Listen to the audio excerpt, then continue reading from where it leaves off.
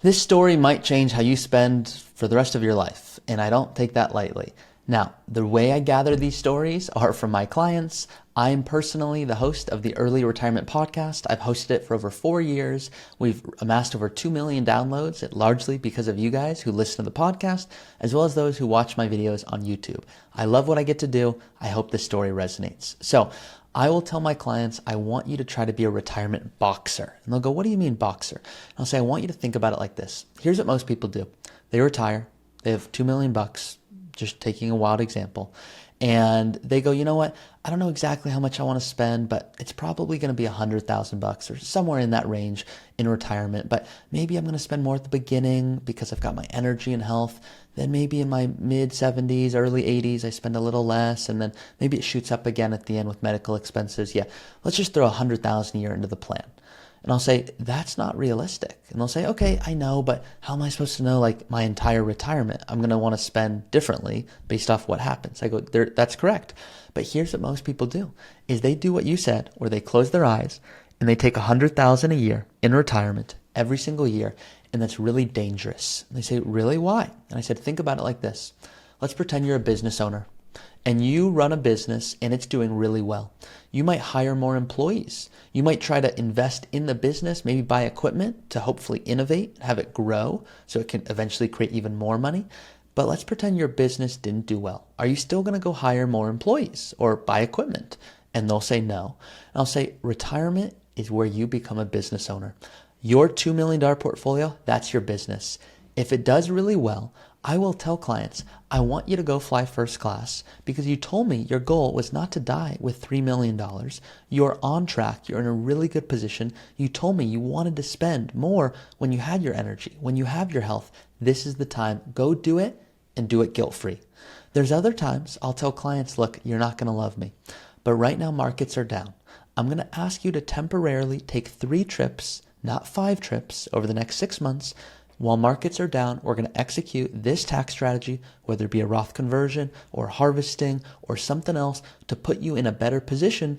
So in 6 months from now, when we reevaluate, should we resume and take more trips? Should we consider to halt the amount of trips we're taking? So for the next 5 years, you can take even more trips. What we want to do is we don't want to actually reduce our portfolio value too heavily by being blinded to the market. And this is what I see all the time. People retire early, and what happens is they go, this is when I have my energy. This is when I have my health. I want to go travel. I want to spend time doing things I want.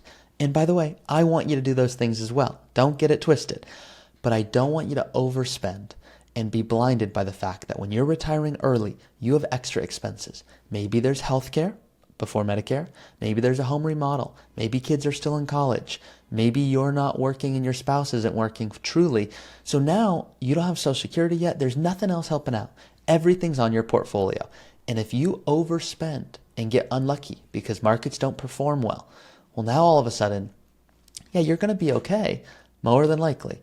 But your retirement might not be what you dreamed, where you're really spending to the degree that you love. So it's a really easy solution. It's called being a retirement boxer. And what I encourage you to do is to have a plan in place that tells you, hey, I'm in a good spot. Markets are doing well. I'm going to spend more. I'm doing awesome. Wait, markets aren't doing as well. Maybe I should temporarily scale back just a little bit because this is going to make a bigger difference over time. Now, before going to this guardrails approach, which is what this is literally called, the example I'll share is imagine you're going bowling. Now, a lot of you are like, I'm not a big bowler. This is not going to relate to me. It will still, I promise. And I'm not a big bowler. If you're bowling and you're throwing the ball down the lane, you're trying to hit over as many pins as you can, that's you trying to create income in retirement. But there's a cheat code. What is the cheat code to bowling? The cheat code is bowling with the bumpers up. And that's what we do for our clients. We go, the bumpers are up. Here's the least amount of money I need you to spend. If you don't spend this, we're doing some other tax strategy. You're doing more charitable giving. This is what you're doing. Now, here's the amount. You can't go above this. That creates an issue. So I don't want you to run out of money one day. These are the guardrails, the bumpers, if you will, for your retirement.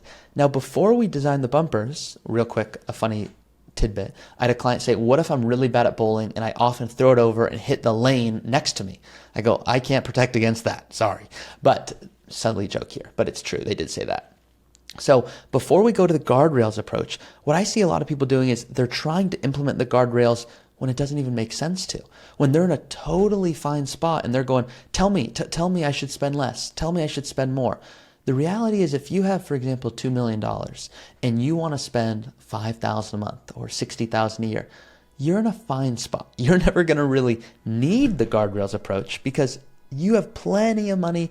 $2 million, you want to take $60,000 a year off of that, you're going to be more than fine, assuming you don't take any drastic measures and go buy a yacht once for $1 million or anything. You're going to be fine. But I would encourage you to go, do you want to spend $60,000 a year, or would spending more add to your quality of life? And some people go, it would not. I don't know what I would spend on. I say, that's all good. I still want to make sure we're doing the right tax strategy and implementing some withdrawal strategy. But what I don't want you to do is unnecessarily stress yourself out, which I also see where people go, I don't know, markets just went down 2%. Is it time for the withdrawal rate? Tell me, I should spend less, or can I go take an extra trip? It's not a day-to-day thing. It's actually a wider variable. Generally, if markets are swinging and it's in that 10% range, that's when we'll often reach out to clients and go, hey, markets are down 10%. Based off your plan, just know that we're not going to make a shift until we're down 15% or 20%. And here's why. Other times we'll say, no, for your plan, it makes a big deal. We should honestly consider spending more because you told us you're not in great health and this is the time to do it.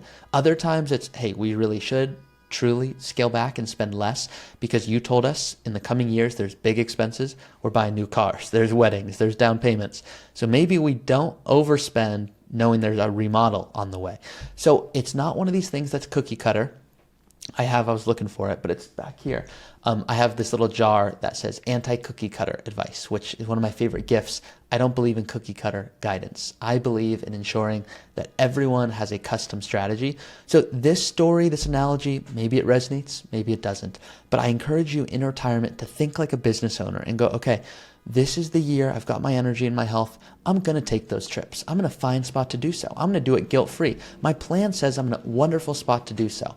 I want you guys to also possibly look into it in a major way. Here's an example. So this is software that we'll use for our clients to optimize Social Security, look at withdrawal rates, how much they can spend. I'm going to show you in kind of overly unrealistic example, but just to emphasize my point here. So here's someone today. They are 57 and they have $4 million. They were asking me, hey, like, what's the most I could ever spend?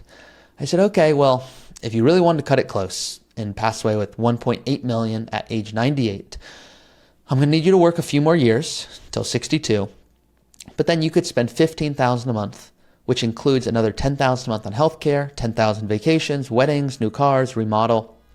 So this is like, okay, if you really wanted to, you could be in this range. The truth is, for most of you, you just want to make sure that you have a good plan. You want to make sure you know, hey, when should I scale back? When is the right time?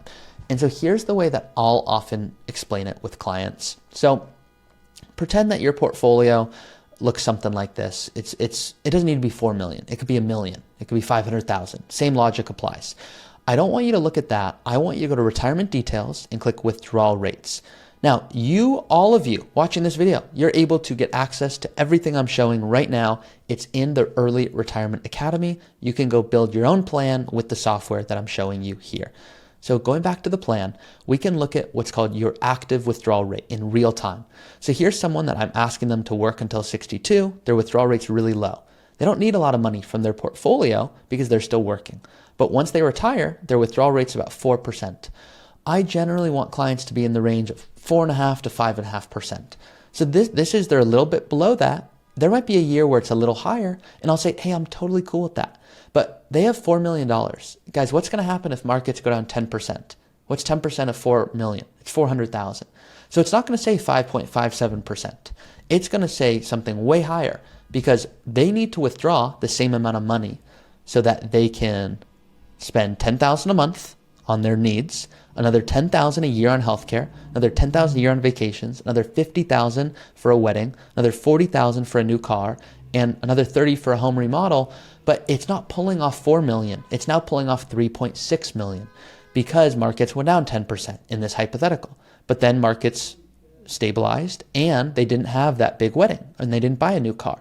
So now withdrawal rates are sustainable. So if this number is going beyond 5.5%, It doesn't mean I'm saying I need you to go spend less. It means we need to monitor it. Let's pretend they wanted a new car, really bougie car, $100,000, okay?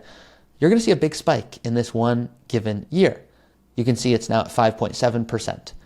Still not really bothering me. I'm okay if there's 1 year when the majority of their retirement is extremely sustainable. But what if they said, no, $300,000, we're getting the Lambo, baby.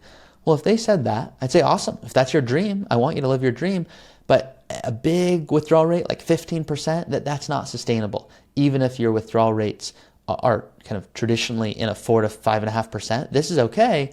The concern is if you have to take out 15% in a single year, 20%, that will make a big impact to your retirement, taking 15% of your whole portfolio. But what if they're like, no, we're going to buy the new car, but then we've decided if we have that new car, we'd rather do that than the remodel. And our kids, they can pay for their own weddings. Okay, well, that changes things. And now, here's the kind of example why this doesn't totally apply. I'm assuming they buy a new car for $300,000 every 10 years. They're not going to do that. Okay, most of you are not going to do that. I'm just kind of trying to show you, okay, it's not a black and white answer, but this is a graph you can use to always see, am I on track? Am I in the 4.5% to 5% withdrawal rate range? If not, that's when it makes sense to start looking into, okay, what else should I be possibly considering? You can, what's really cool in this software, see where's income coming from? How much is coming from Social Security? What is my total spending? Meaning how much am I proposed to spend over my lifetime? What are the taxes? What's my housing expense compared to other expenses? It allows you to get really detailed. So I encourage everyone at a minimum to start with the software. And then of course, this is what we do for our clients. So if you want to work with Root Financial, this is what we do. Hopefully this story resonated, the retirement boxer.